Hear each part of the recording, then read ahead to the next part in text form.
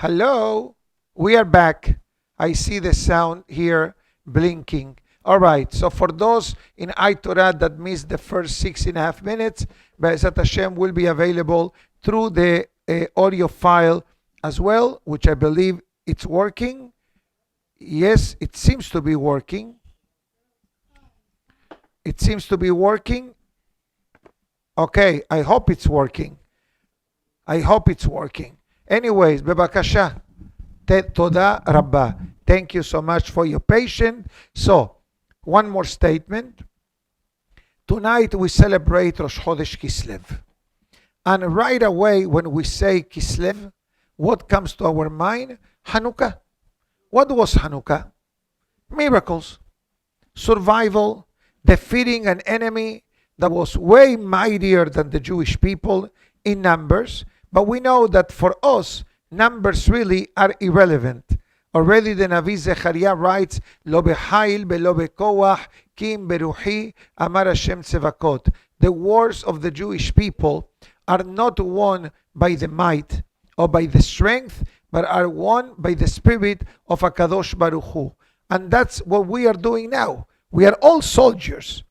We may not be wearing the soldiers' gears and weapons and everything else that is connected to the physical battlefield, but guess what? When Yaakov Avinu needed to defeat his enemies in life, the Pasuk writes, Beharbi ubekashti. I was able to defeat the enemy with my sword and my arrow. And right away the question is, when did we see Yaakov Avinu lifting a weapon? Never. We never see Yaakov Avinu lifting a weapon, with the one exception, when there was no weapons involved, it was like a wrestling match, right? With a malach. So why the Torah calls Yaakov Avinu the weapon, the sword, and the arrow? It says Torah and Tefillah. These are the weapon of mass destruction of the Jewish people. So when we pray extra prayers, when we learn Torah, and also we give tzedakah, and we do whatever our rabbis tell us to recite. For example, one thing that it's important to say is the prayer of the Ketoret. We discussed this topic a week ago or 2 weeks ago. What is the Ketoret? The Ketoret today is a prayer that is found in the Sidurim, in the prayer books, that basically gives us the understanding of how the Kohen Gadol will do the offering of the 11 spices in the Bet HaMikdash. Now, there are many, how do I say this? There are many benefits to reciting the Ketoret. For example, in the time of COVID, in the time of a plague, we recited the Ketoret religiously daily, because one of the benefits of the Ketoret is protection in the moment of plague. Another benefit is protection in the moment of war. Another benefit is salvation for the Jewish people, individual need or collective need. So if you're at home, open your prayer book, open your Siddur. It is found in all of the Sidurim, Sephardic, Ashkenazic, and anywhere in between. You can find the Ketoret in a few locations. In the prayer book, it's in the beginning, after Birkot HaShachar. That's one location. In the middle, after the Shema in the morning, you'll find the Ketoret. Or makes it easier, towards the end of Shacharit prayer, before Aleinu Leshabeach, you will find the prayer that will say in Hebrew or in English or in Spanish. It's called the Ketoret. Take a few moments, read it from the book. Maybe somebody may know it by heart, but according to our holy rabbis, when a person reads it from the book, and some men are pious and they read the Ketoret from the parchment, the way we mentioned 2 weeks ago, it's great, but halachically it's not obligated. Open your prayer book and you'll find it. If you don't know what it is in your prayer book, After the class, we have Art Scroll, we have Sephardic, we have Ashkenazic, we have Lubavitch, we have English, we have French. Bring it, I'll open it and I'll show you what it is. And Be'ezat Hashem, let it be that the collective effort of all of the Jewish people, by the way, in some communities today, they are actually fasting because the Yom Kippur Katan procedure is ta'anit. We did it a month ago, of course, but depends on the community. Here we follow what the chief rabbinate of Israel said. No need to fast, but there is a need to pray. Because sometimes prayer is also beneficial, and sometimes fast is beneficial. So we did the prayer, which I think is more practical and suitable for most of us. Although there's a handful of individuals fasting, if there is a minyan, just for you to understand, that there is a minyan of people fasting, we will take the Sefer Torah in the afternoon. By the way, we're not going to do it in our shul because we don't have, but I do know that in North Miami Beach, there is a synagogue that is doing special prayers with Sefer Torah today in order to activate the teshuvah and the change of a situation that's coming in Eretz Israel. With all that being said, let's continue with Pirkei Avot, page 66, Mishnah 21. Rabbi Yaakov Omer, Rabbi Yaakov says, העולם הזה דומה לפרוזדור בפני העולם הבא. This world, it's like a corridor before the world to come. התקן עצמך בפרוזדור, prepare yourself in the corridor, that means in this physical world, כדי שתיכנס לטרקלין, so you may enter the banquet hall. Now, which banquet hall are we talking about? What is the corridor, the world to come? I'll be honest with you, that this Mishnah is very deep.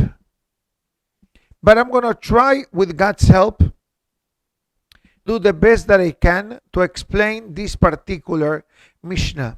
So the Mishnah talks about different stages of life. Different stages of life.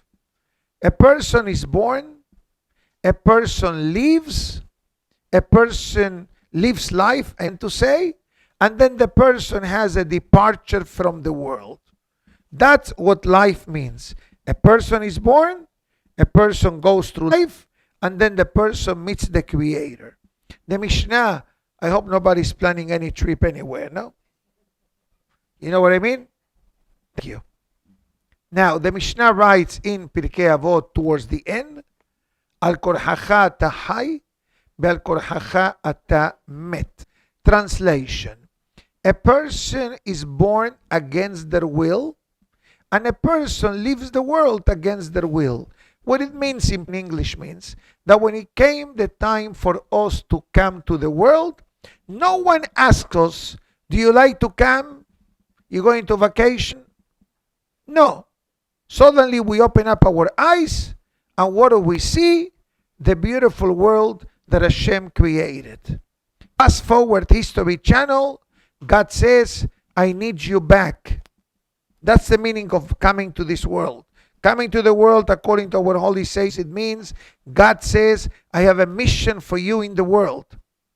The Baal Shem Tov writes that often a person comes down to the world, lives a certain amount of years for one goal and one goal only, to help another Jew in the moment that God says, I need you to activate yourself.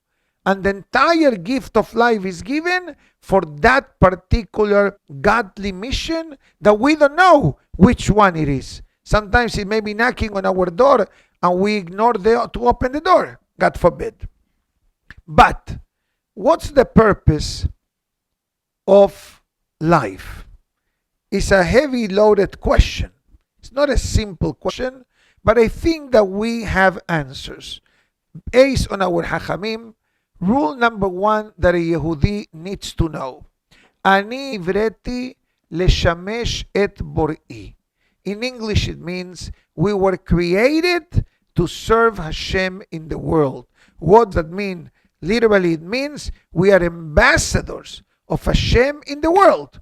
That's why a Yehudi has a concept called Kiddush Hashem, sanctifying God's names.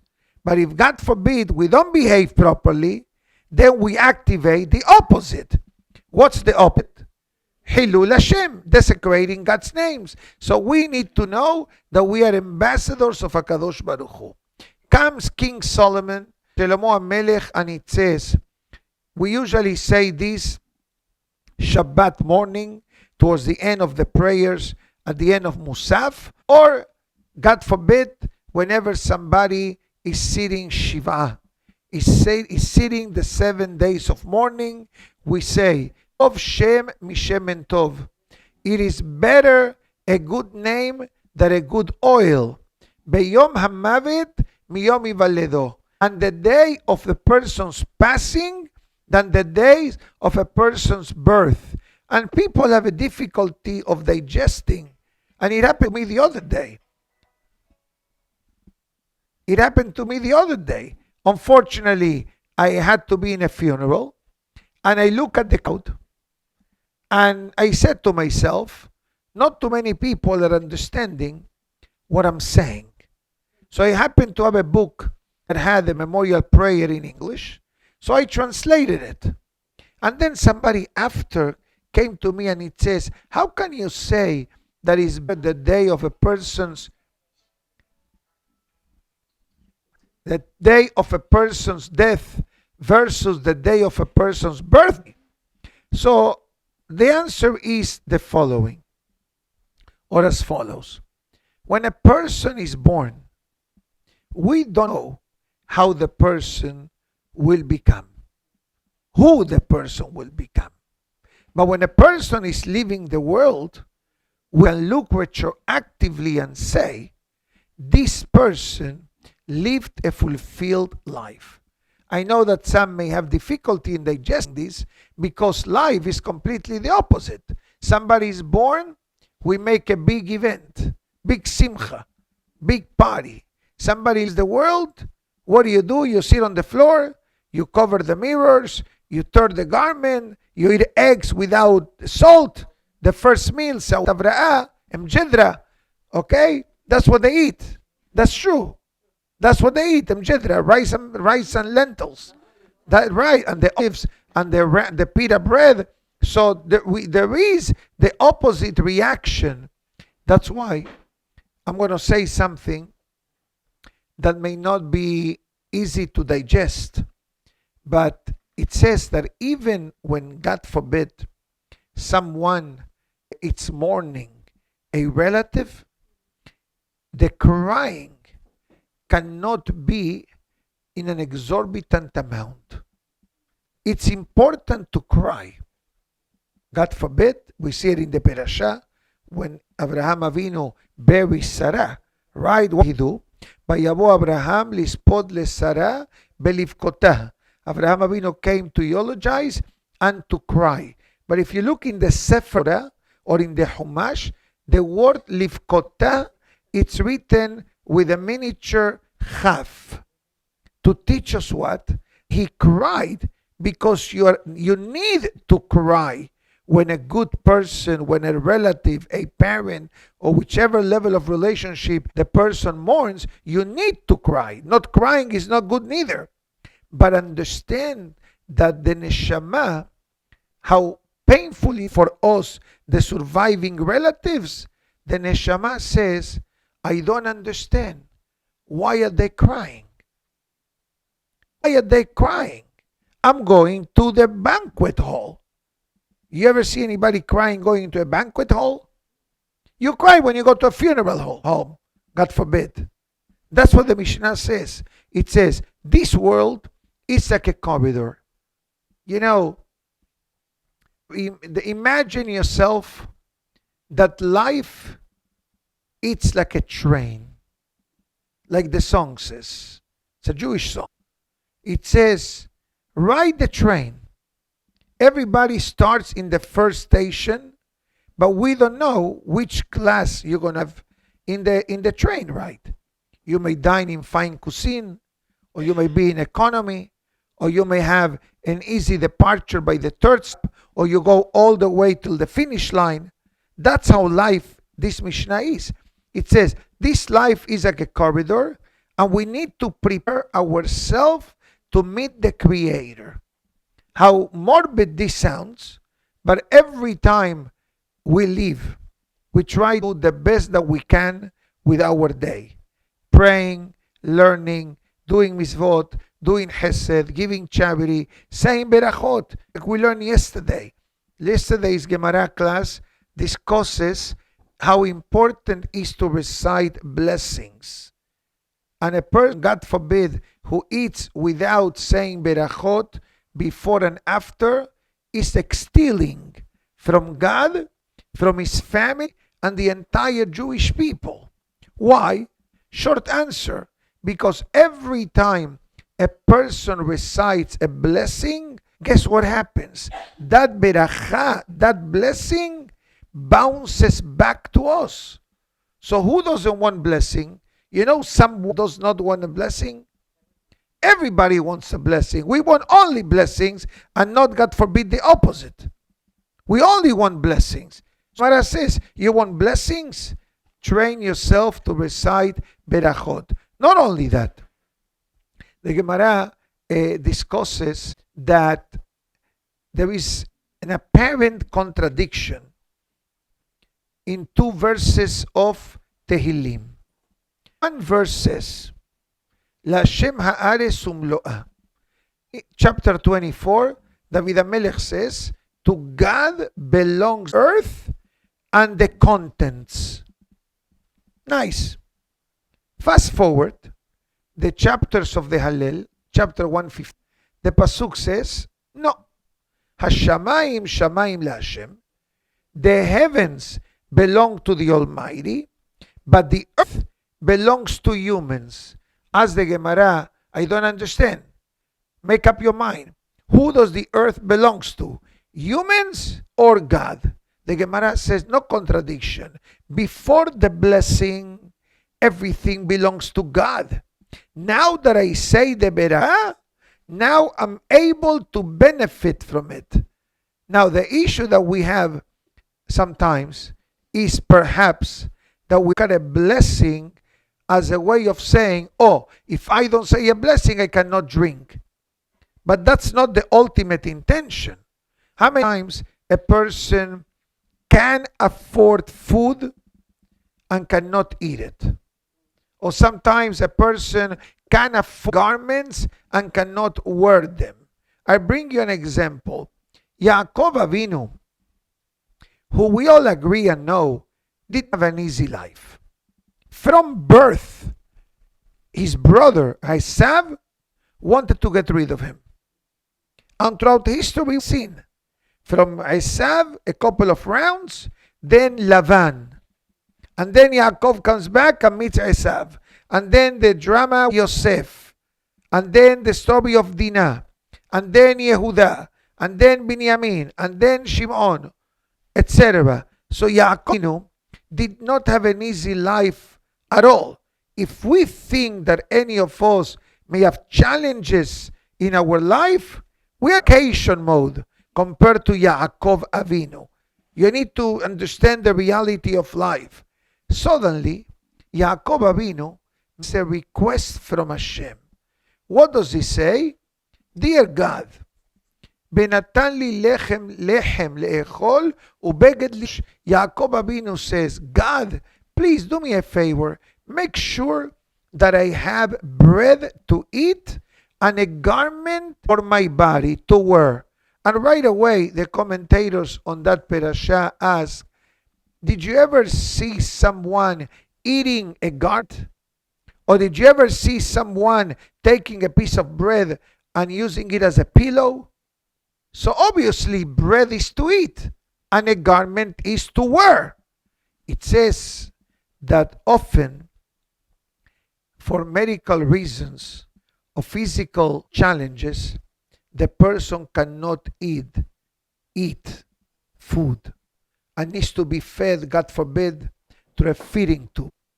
Or has v'shalom, the person has a beautiful walk-in closet, his and hers, and has nice garments. God forbid the person is bedridden and cannot wear garments. So what is the blessing that Yaakov Avinu is giving God? Is from God. It says, God, I don't want to see the bread. I don't want to see the garment. I want a beracha that I will be able to enjoy it. So when we say the beracha, and this is universal for all of us, male or female, obviously no difference in this aspect, is that in a way the beracha is not only transitioning from God's ownership to me able to benefit it, but it's also a statement of gratitude that I'm able to drink the tea. It's a bit cold, but I've been drinking it from the other class I saw before. Just in case somebody's watching the rabbi drinking the tea, the rabbi is talking about saying berachot, and the rabbi is not saying a beracha. I know, but you know what? You know what the Torah says? Bi'item neki'im me'Hashem u'mi'Yisrael. Transparency is not only between me and God, it's between humans. That's what the pasuk says. Transparency exists between my godly relationship and my interpersonal relationship. So that's why sometimes as a rabbi, to clarify, to avoid misunderstandings. Also, there are people that are watching this class live as we speak, and they don't see me before or after. But let's continue. So that's what the Gemara concluded. The Gemara says, say berachot, cha comes your way. Today's class was a bit different, but I think that is imperative to mention it because I think can open up our eyes in understanding how every action that we do can build this kind of investment in our neshama. Today's Gemara discusses the importance of making netilat yadayim. Easy. Hopefully. We do netilat yadayim often. We wake up in the morning, netilat yadayim, or the word Ashkenazic brethren call it, negelwasser. Verstehst? Negelwasser means negel means the nail. Wasser means water. You remove the tum'ah from your fingertips. Sephardim is the same thing, just we call it netilat yadayim. In case a person comes out of the restroom, obviously you do netilat yadayim. You cut your nails, you wash your hands. You take a shower, when you wash your hands. Ladies, respectfully come out of the mikveh, you wash your hands. You go to the cemetery, God forbid, you come out, you wash your hands. You touch part of the bodies which are usually covered, you wash your hands. And you wash your hands before eating bread. Everybody knows this. Now, the washing of the bread, interesting, the Gemara writes that the way the person washes their hands can welcome to their home two opposite men: success or poverty. God forbid.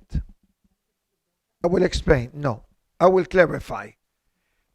Most of the cases that I described, the only time that a blessing is required is when the person uses the restroom.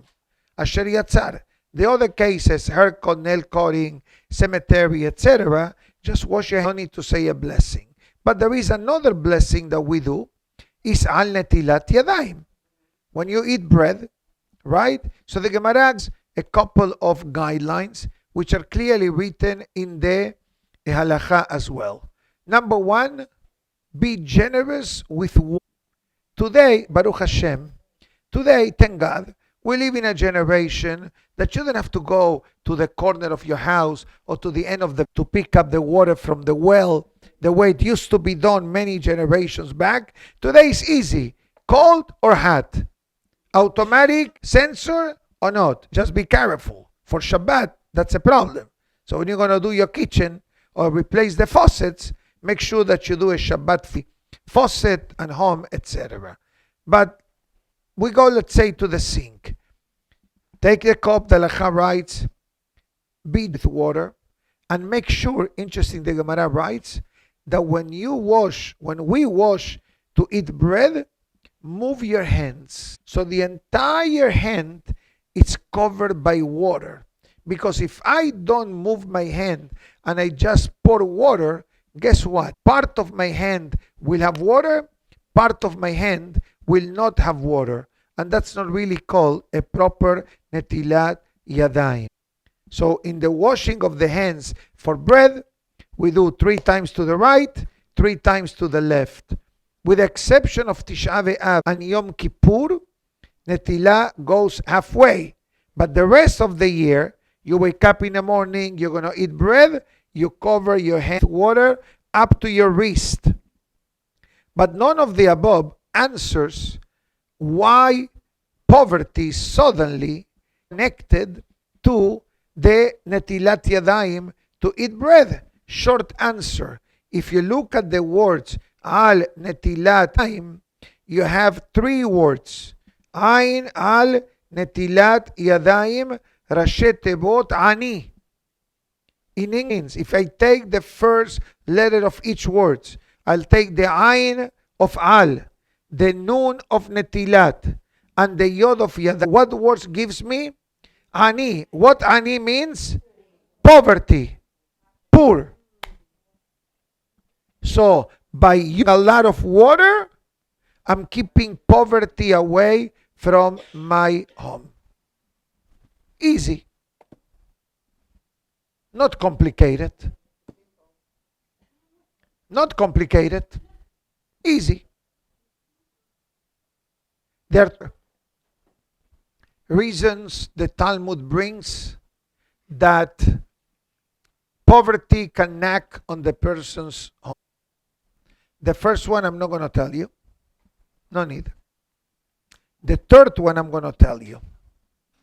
Shalom Bayit Ish. In the relationship between husband and wife. The Gemara says a stronger language than the one I just gave you. But in summary, that's basically what it means.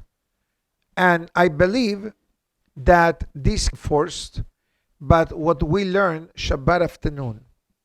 Shabbat afternoon, we quoted an interesting Hagra, Gaon of Vilna, that it says the relationship between the ketubah and marriage.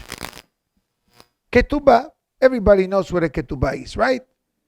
When a person gets married, there are 3 ways that marriage gets consummated. Kesef, shetar, and bi'ah. Kesef means the ring. The ring on the that the hatan gives the kala.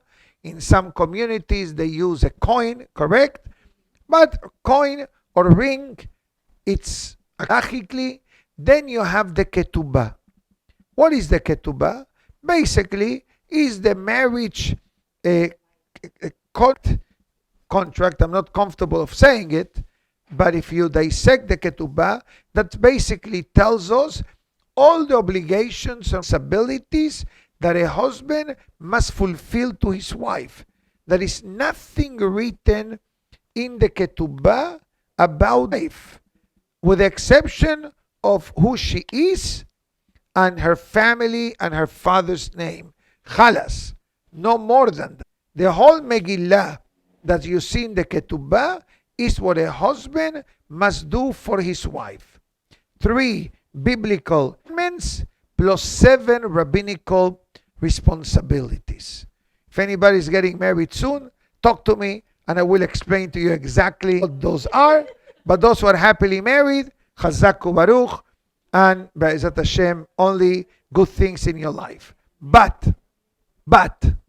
the Gaon of Vilna says that between the ketubah and the relationship, husband and wife, God moves into the home. So the question is, how? I knew this till this Shabbat afternoon. And I'm someone that I do, Baruch Hashem, marriages. Baruch Hashem, thank God. I don't run after them, but they come to me, and if it's something close to us, the community, I invest the time and effort and because to marry someone is not only doing the ceremony, it's what happens before, during, and after as well. But Vilna says the following. If you look at the word ketubah, it has 5 letters. Ketubah. Chaf, Tav, Vav, Bet. If you don't remember this, do not worry. But he highlights and it says, in the word ketubah, there are 2 letters that are part of Hashem's name. The letter Vav and the letter He. So maybe I'll put it in writing. I have my pen, do not worry.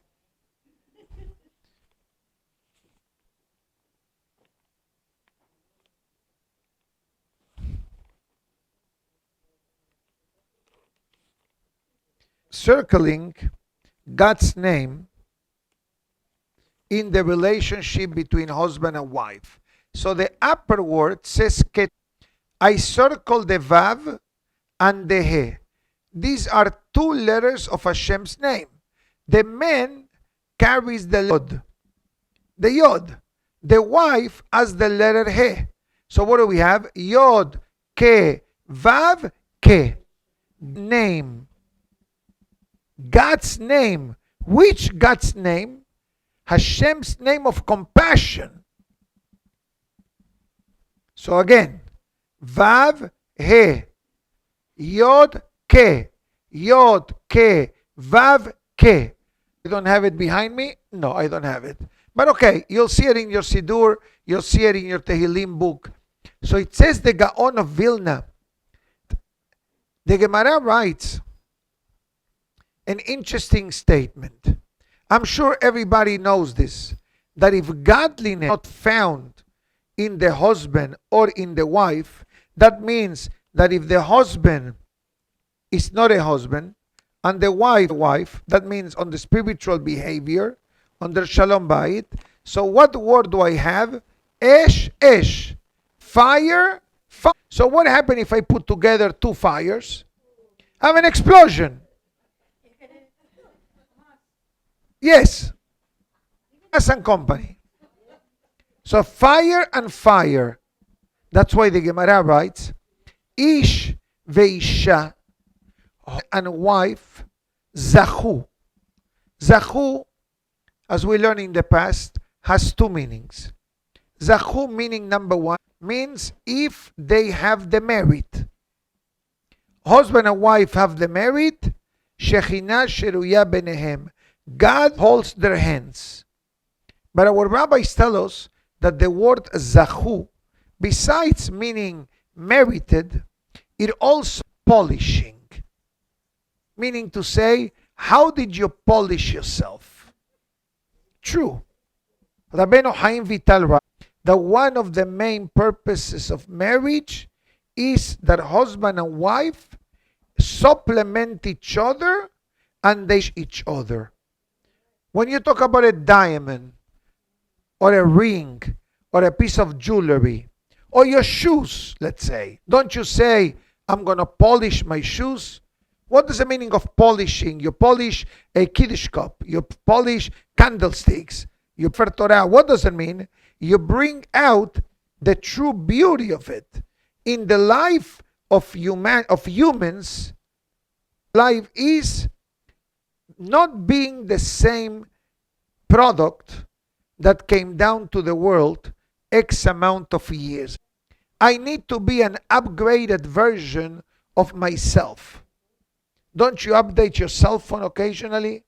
Sometimes you get Apple or Android mandatory upgrade.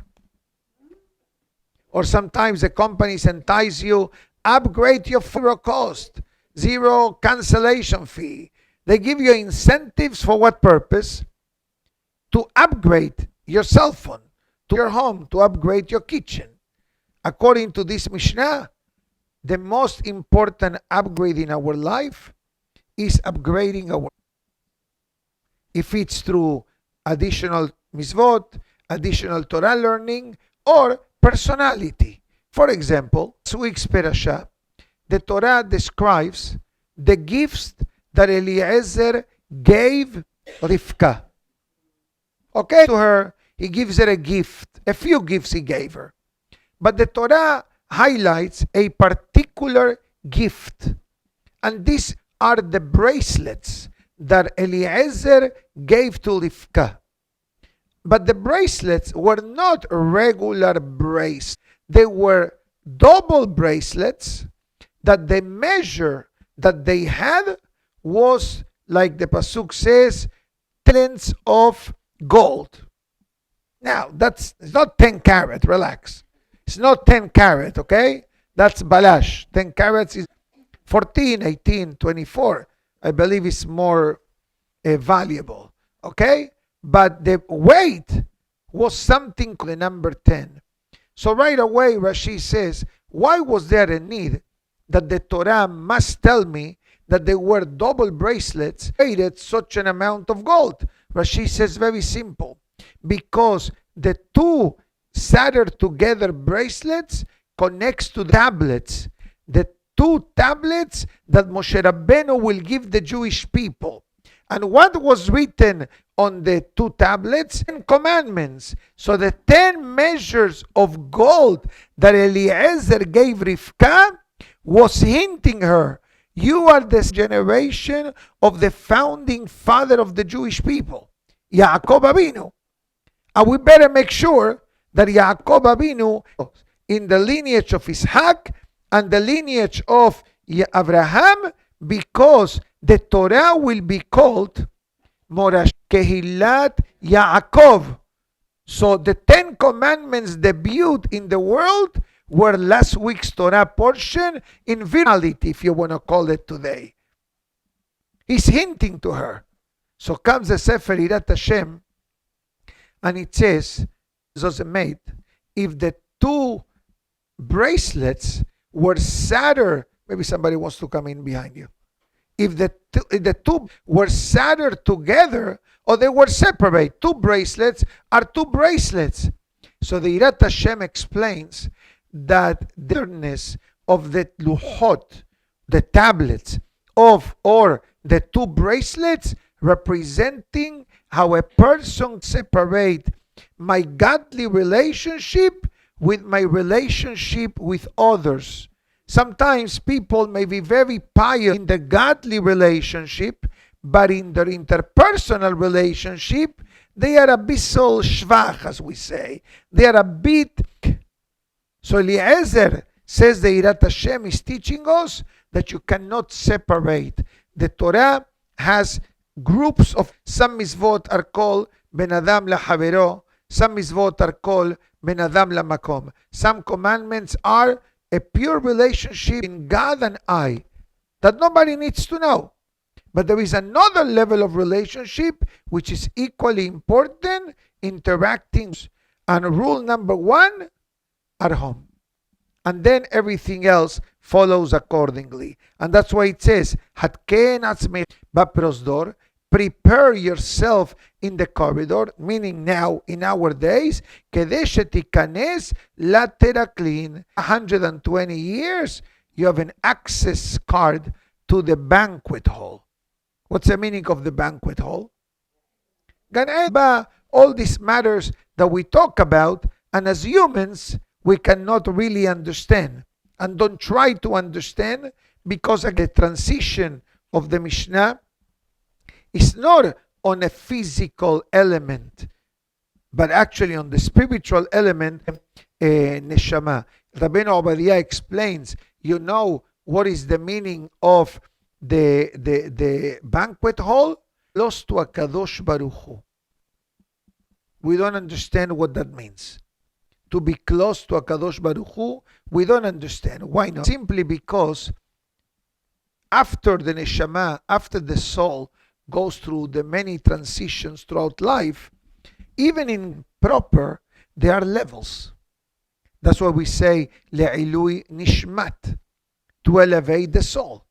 To elevate the soul step by step. We don't know. We don't understand. For example, the Gemara brings an interesting statement. It says, מי שטרח בערב שבת, יאכל בשבת. What does it mean? In English it means, if you occupied yourself on Friday, you're going to have what to eat on. Maybe today it's not so easy to understand this, because somebody said, big deal. I go to Kosher Kingdom, I go pick up from takeout, and I have what I need. But there was a time in history that if a person and was not invited to eat in somebody's house, there was no deli and there was no takeout. So the Gemara says that this statement is relevant only to the Shabbat preparations, but it says it's relevant to life. It says that if you want the meal, meaning to say, if you want to enjoy Olam Haba from the Neshama, we need to do the homework before that. Another explanation, it says that this world is compared to the Yabasha, to the dry land, and Shabbat to the ocean. For example, there is a song that says, Me'en Olam Haba, Yom Shabbat, Yom Menuha. What does the person wants to experience? A sample. What does it mean, Olam Haba? I said to you, the world to come. What does it mean, the world to come? If you go to the Webster Dictionary, you say the world to come, may say Jewish belief of the Chazak Baruch. But I want to feel it. How do I feel the Olam Haba protocol? Shabbat. What do we do? Chazak Baruch. We rest. We don't go anywhere. Home, shul, shul, home, shul, shul, home. Family, friends, no cooking, no washing, no laundry, no mopping, shopping, nothing. What do? Relax. Hazaku Baruch. True. Baruch Hashem. That's my only day of the week that my cell phone goes in a sabbatical mode. Shabbat.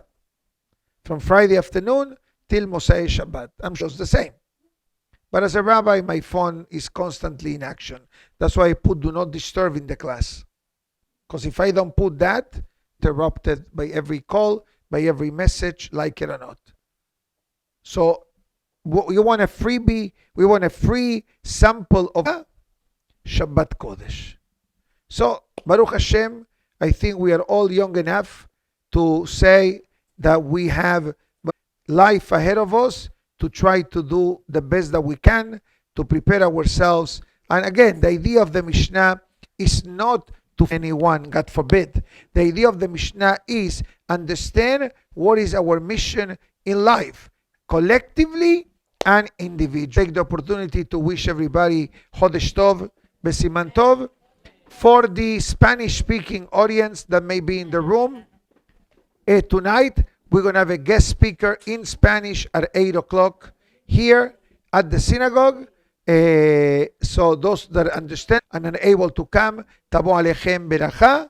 And for tomorrow morning, I will not be here for the class in Spanish, which I already posted in the chat. There will be a 10 o'clock class at Beth David Highland Lake Synagogue in Spanish as well. Different topic than tonight. So whoever, Tabo Alechem Beracha. Everybody have a Shavua Tov and Chodesh Tov Besiman Tov to everyone. Thank you. Thank you.